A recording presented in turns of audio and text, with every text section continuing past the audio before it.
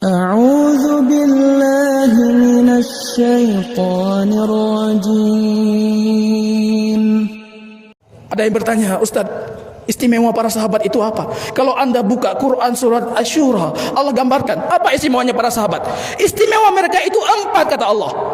Istajabu li rabbihim, mereka penuhi panggilan Tuhan mereka. Wa aqamus shalah, mereka tegakkan salat mereka. Wa amruhum syura bainahum, mereka selalu berdiskusi untuk masalah mereka.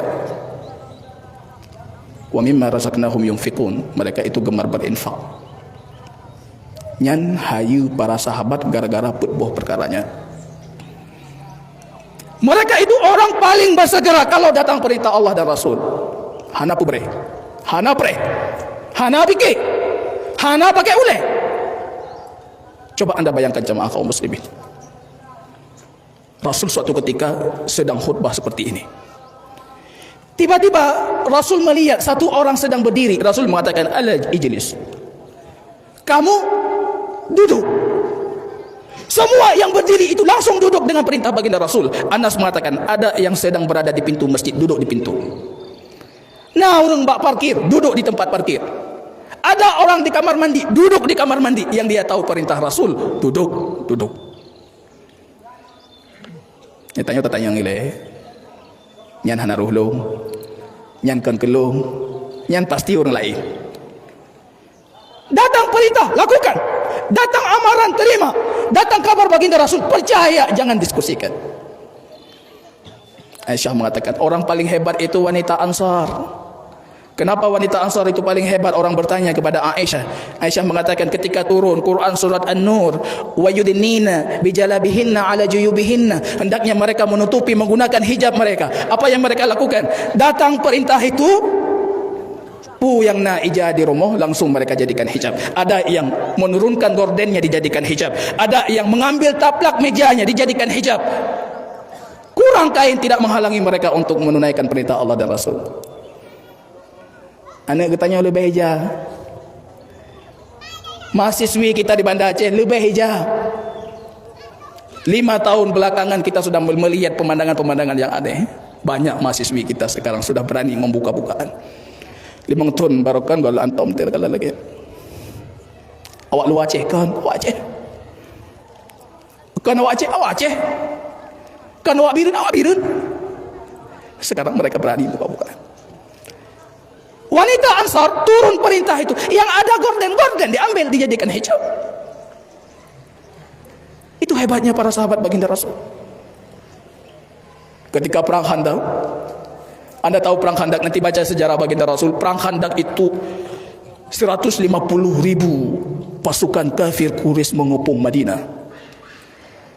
Malamnya gelap gulita, angin kencang.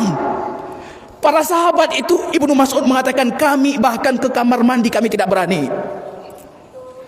Rupanya malam hari Rasul tidak tidur, jamaah kaum muslimin.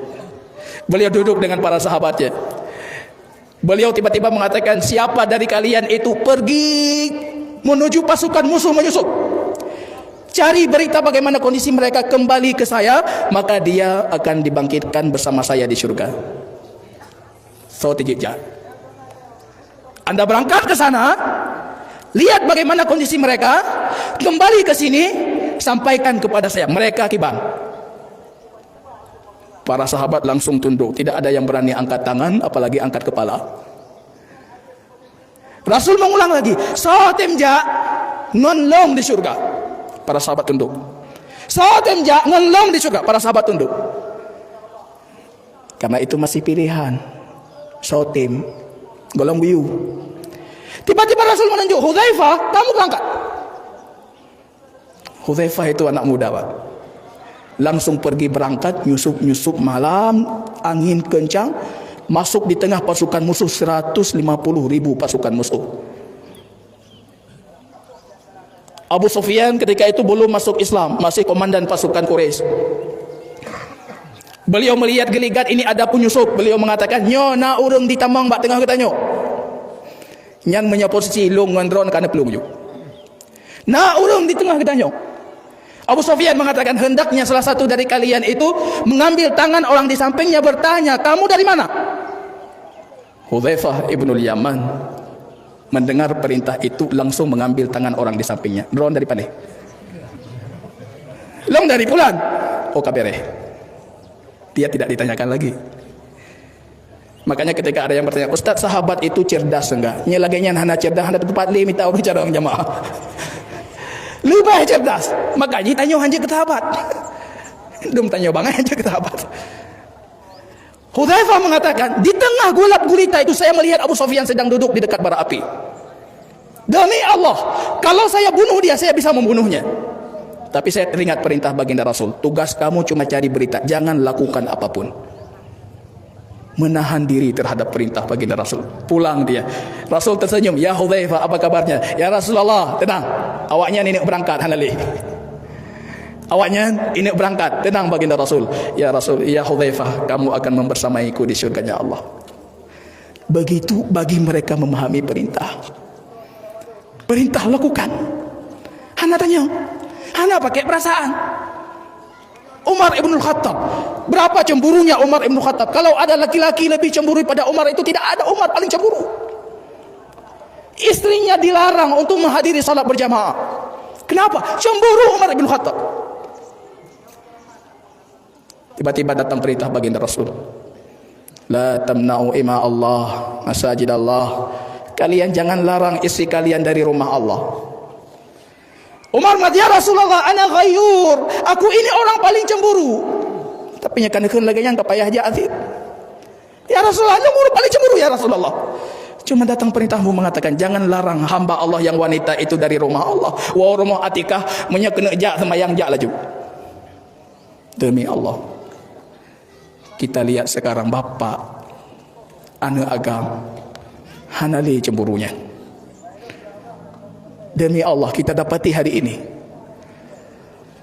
bukan suami yang larang istrinya menghadiri salat, urang inang gelarang lako bejak semayang, dupati li lako. Nabrak bangai. Urang inang dino, bang bek ni jahat, letak but di rumah, pati. Tebak lebih wajibnya dibandingkan datang bayang jamaah kaum muslimin rahimani wa rahimakumullah. Seberapa mampu kita menjawab perintah Allah dan Rasul, seperti itu tingkat ketakwaan yang ada pada hati kita.